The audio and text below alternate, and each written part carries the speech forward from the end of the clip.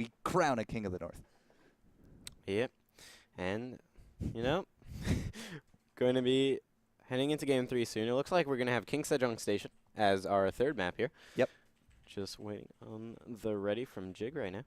Yeah, yeah, we're just going to give these players a few moments. That was a pretty intense game. Yeah. Again, MaSa, I've seen him play a lot of games. Haven't really seen him go to the point of 4th and 5th and 6th bases. So, give us a few minutes, and MaSa, hopefully he'll be ready to go. But again, I got to give it. Jig, game number 1, learned a lot from the MaSa, and he came back for game number 2. I liked it. So apparently, I do not even know when our finals are. Would you like to correct me on this, Delk? Well, I'm just not going to use days. I'm going to use dates. That way. Dates are better than yes. days. Yeah. So May 2nd is Kings of the North Group B. Okay. May 10th is Kings of the North Finals. So. And then I guess the Saturday then, instead of the finals there, we're doing our next Tourcraft. Tourcraft is May 3rd. I'm getting a nod from over there. So yes. We're getting it. Tourcraft Cup May edition is May 3rd. So if you are in Toronto, you can come out. You can actually come see MaSa and Hendrilisk and all these great Toronto personalities come out, because this will be our last Tourcraft on the Saturday. And it is hosted here on Champ TV. So Kings of the North, Tourcraft. We got a lot of StarCraft for you over the next 2 weeks. Yeah. So you should really hit that follow button, that subscribe button. We have emoticons now. Yes. We do. Yes. They're amazing. One of our faithful leader, Drekken. Get Drecked. Yes. Get Drecked. Yes. And then also another emoticon of Jay, our wonderful I met him guy. at PAX. He was actually at PAX. We played some board games together. He was an amazing guy. Has a very interesting facial emoticon. Hopefully somebody in our chat can actually spam those out, because, I think War Champ's on it. Yeah, War Champ is definitely on it. Got to give props to our production crew here at Kings of the North. Not only do we got that kick-ass graphics, but we also got some of the top Toronto and Canadian-based talent working here at Champ TV. So. Shout out to the War Champ, shout out to the Drekken and crew that made everything possible to get us all here today. And game number 3 is now ready to go. So, Ks.Jig with Jig and MaSa. Yeah, game number 3. 1-1 here, and I feel like Jig might actually be able to take this.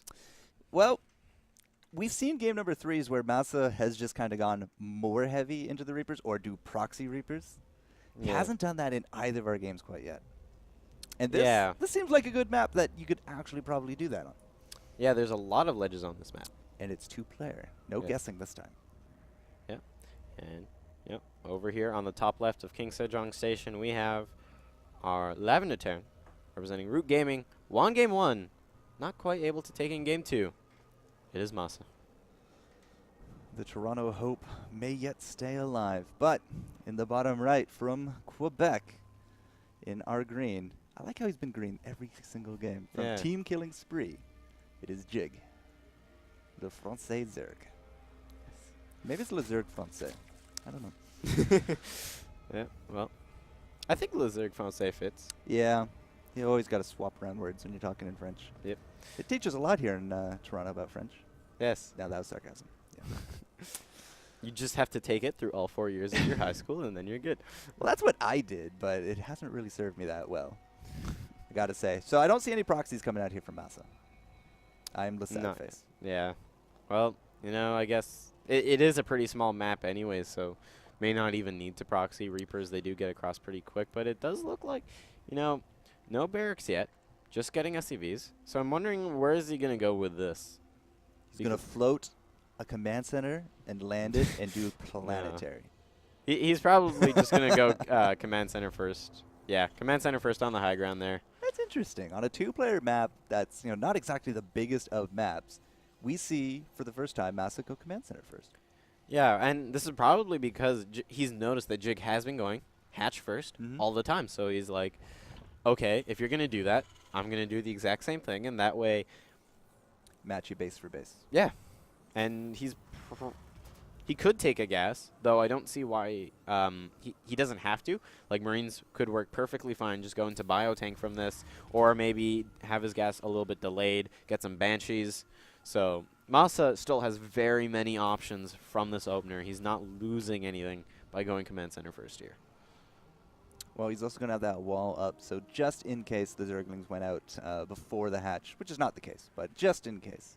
We do have that wall ready to go. Jig with the Overlords does see it, so he should be able to adjust accordingly. Some really nice timing on that just to see that extra command center. We do got the gas here out from both players. So I don't think it's actually going to be really any different here from Jig. I mean, he's 2 for 2, shown us that Zergs and Banes, definitely his MO. Threw in some Mutas and Ultras, got into the late game last round. Worked out pretty good. Yeah. This round, I don't really see him doing anything else different yet.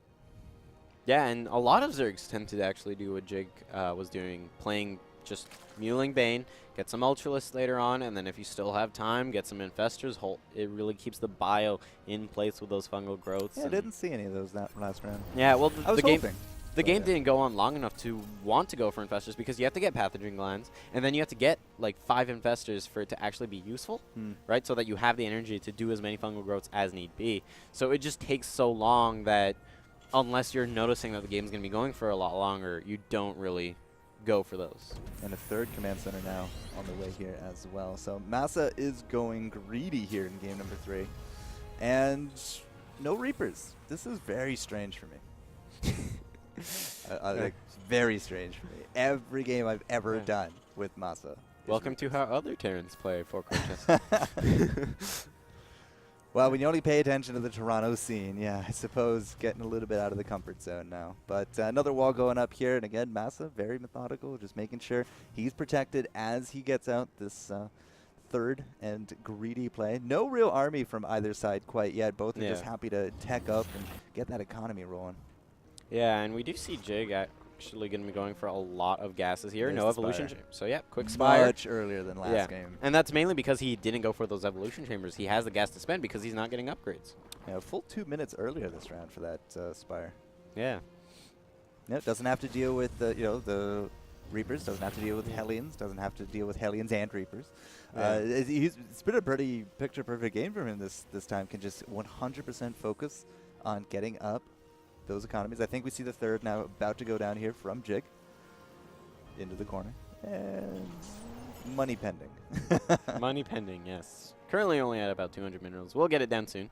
Clicks the drone again, so he remembers. Yeah, but MaSa getting up that third, with those mules does put him in the production lead for a lot of that cash. I mean, he's able to infuse that. You see some Hellions now coming out, double Evo going down just to kind of restrict movement, but nice scouting force here, I think, for Hellions. Yeah. And, right now, 1-1 and Stim on the way for MaSa here, so he is going to be going into that biomine play we see him do every so often. Hellions are going to be finding the third because, there we go. He was like, they should have sawn it by now. But sawn it. Education system these days. Yeah, they make me so tired I mispronounce words. But oh well. Yeah. +1 flyer attacks on the way here, and right now, missile turrets are going to be on the way. He can probably guess because he hasn't been seeing any Zerglings come out to fight him. So he's like. I also heard a scan. Yeah. There we go. Well, that's not going to see the Spire. So either way, I think. Oh, right. Quite right. But he also did see those Mutalisks. So the Mutalisks are going to go out and about. And again, it's pretty calm early games. So MaSa's doing the MaSa thing. He's just making everything at once. At once. But Jig has really kept up with a lot of those actions, a lot of those upgrades. I mean, he himself is getting the armor, he's getting the weapons. In terms of the workers, slight lead, about 50 each now. Actually, not really that different. But again, Mules does put MaSa just a bit ahead in terms of some of that money. Hit and run tactics ready to go. Yeah, she might actually be able to get Stim here, and that would be huge as it's close. About to finish. Oh, the Marines are coming. Oh, gets it. Stim going to be delayed by a huge amount of time, and that's really going to set MaSa back now as he just can't afford to do much for a while. He can't really deal with these Mutalisks. Like we saw, 8 Marines with Stim, they would easily take care of those, but just can't without it. Well, we do got some missile turrets there protecting the mineral line, but at the same time, that wasn't the target. So Jig with a very opportunistic kill right there. And again, as you said, it will delay that Stim. This could give you a pretty good window there from Jig if you really wanted to kind of get in there, do some damage. Again, we don't really have armies from either side, and this counter Hellion harass is just going to get rebuffed pretty easily. Yeah, the Mutalisks just flying around. They are easily taking the map control for Jig here, and right now army supply very much in favor of Jig here. Is that Right? 8, 9? 10. 10 mutas. It's a quote, Sesame Street. Yeah, I don't know. Like, MaSa, again, very strange situations to see MaSa in because this just isn't how a lot of the Toronto Zergs do that. And we know all about Toronto Zergs because that's basically all Torcraft is made up of these days. But again, another hit and run tactic. The positioning here from Jig outside of those mineral ranges, but the Thor is here. Yeah. Opting to not quite go into high impact payload mode right now. And for those who don't know high impact payload, it allows you to deal with air units just way easier. Doesn't deal the AoE, but definitely a lot better because it works quicker. So we do got the thirds rolling for each side. In terms of the minerals, a little bit of a lead now taken out from Jig. You see more and more SCVs now actually being created here by MaSa, and that might be a good thing because he's about to get a visit from these mutas. Yeah, right now it looks like that refinery is going to be the target. Oh, nope. Going to head over to those SCVs. Now, a lot of them just kind of sitting there doing nothing. That's not quite what you want. The Thor is going to show up now, but it's only a single Thor. Still no stim. Yeah. Stim halfway right now. Just really not able to do much. So once again, Jig very much on the offense. You see his production tab actually really keeping up there with MaSa's. Again, I'm impressed with this Jig guy. We do got some Banes, a lot of Zerglings, and some big upgrades coming our way though. Yeah, a lot of upgrades. 2-2 on the way for melee attacks. Metabolic Boost going to be finishing up, as well as Centrifugal Hooks, and +2 flyer attacks right now. And to put that in perspective, we have +2 infantry weapons coming on the way here from MaSa. So these mules have pretty much been on par in terms of upgrades for quite a while so far. Right now, Infestation Pit on the way, purely for those upgrades, I feel like. Just he's been able to deal so much damage with these mules. What's the point of getting anything else? He's been keeping the map control in his favor, and there's no real point of getting rid of that. So, rushing out the mutas, kept the map control, kept MaSa more on the defensive, but now the massing up in the back. You know, both players actually in and about the same amount of supply, but in terms of army, slight advantage going the way of Jig. But still, that's a lot of Zerglings, Delk. Yeah, a lot of tanks are here, though, for MaSa, and I like this. A lot of Terran players, they just won't get those tanks. They're like, I can deal with those Banelings and Zerglings with Widow Mines. But no, tanks, very useful, especially a large amount. And we haven't really been seeing Jig do too many splits, right? So we won't, like, I'm not personally sure if he'll actually be able to get through that tank line. Well, you can see a lot of the supply depots there just going to be keeping them at bay in terms of just trying to rush in and get those SCVs. Spreading out the tanks in the siege mode is something we have seen MaSa do very infrequently, but whenever he does get them, I mean, he does space them out. It's really just a lot for that fodder because these Banes need to get dealt with. Yeah, and those Banelings getting right into those tanks. Same with the Mutilates. Everything's dying there for MaSa, but Jig just doesn't have enough to continue. There's a lot of Marines already available, just waiting in the natural there. So, you know, Jig not really able to finish that. Bigger, more durable units there from MaSa just dotting through the front line makes it very hard to kind of just break through it because they take up a lot of space. Body blocking, you know, definitely is still a thing, especially when you're dealing with slippery Zerglings. But again, the placements right there, the splash damages, those Banelings did not connect nearly as well as they could have. Yeah, a lot of them just kind of waiting to try and get into something, but then they were right next to a load of Marines, but just weren't able to detonate because Jig had all of his Banelings selected. So he was waiting until everything was in place to detonate all at once, but, you know. A synchronized detonation. Yeah. But, you know, this isn't the Call of Duty campaigns. The bombs have to go off at separate times. Shots fired. Wow. Yeah. The young blood of esports here.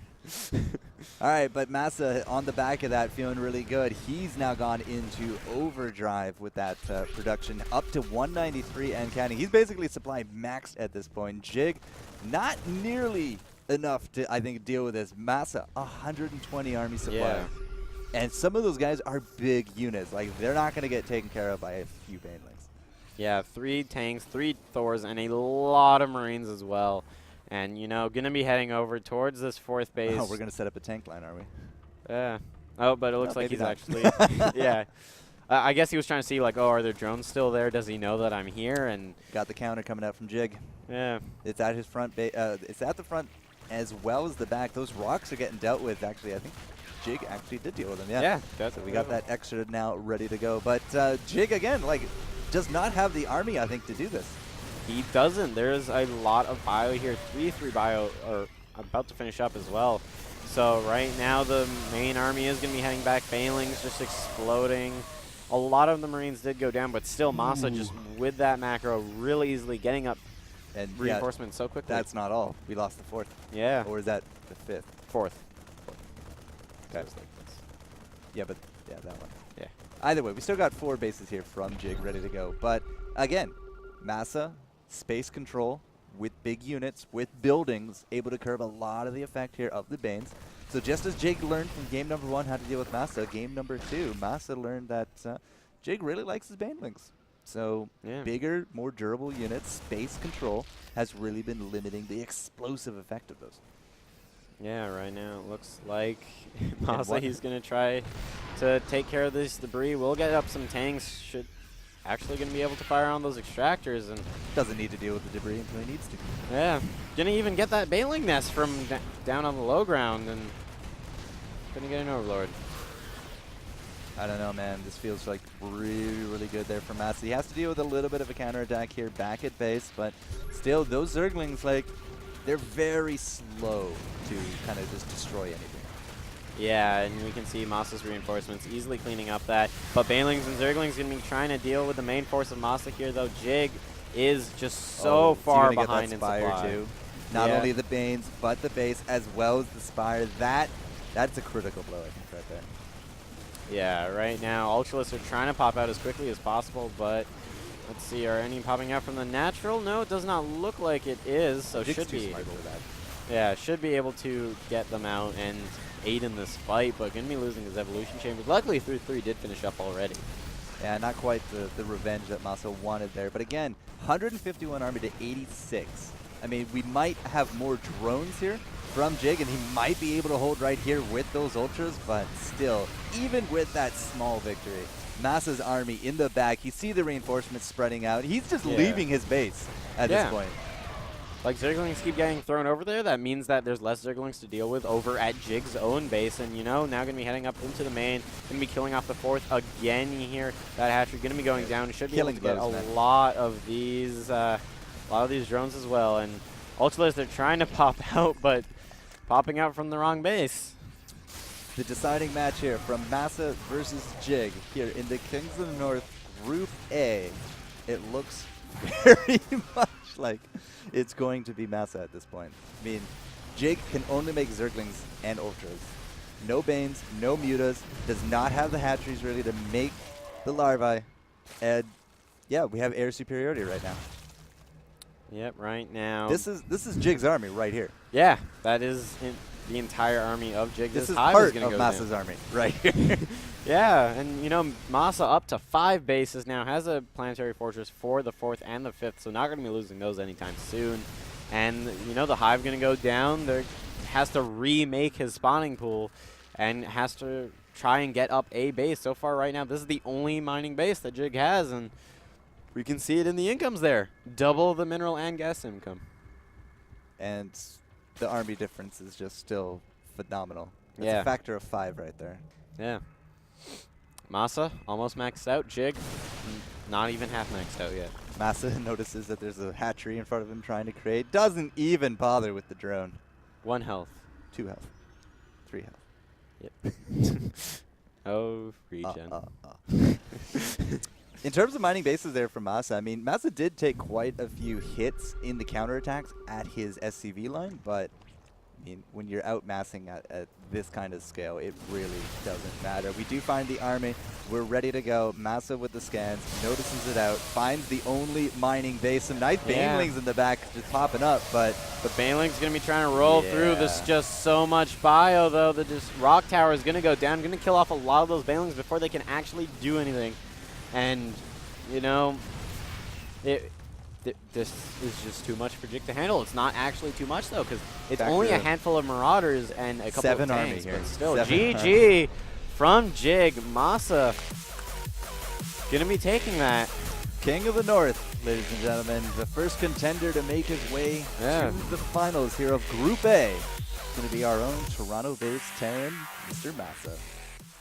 Yeah, and, you know, going to take that 2-1, going to be heading into the finals of this group to play a best of one to figure out whether he's top seed of his group or runner-up seed. Runner-up seed? Runner-up seed. Oh, seed. Yeah. I was like runner-up seed, like oopsie daisy, runner-up seed. Oops. Yeah. But Masa will move on. He has to face off against the winner of our next matchup, which will be, is it Saravati? Saravati. Saravati. Yeah. Yes. Desro and Saravati. Those are some cool names to say. I swear. Yeah. But it will be a PvP for our second match here for today in Group A. So regardless, it's going to be a Terran versus Protoss best of one to determine seedings for our finals, which are coming up in, 2 weeks? Yeah, 2 weeks. 2 weeks. I'm getting the nod. Awesome. All right, so we're going to set up for our next matchup here, guys. Again, Desro and Saravati. I'm the foreground jester with me, the Delk, the Master Delk, the young and old of esports. And we are here at ES Champ TV, Kings of the North. Hit that follow button if you like what you like. A lot of StarCraft action coming your way over the next few weeks. And we will be back with Desro and Saravati.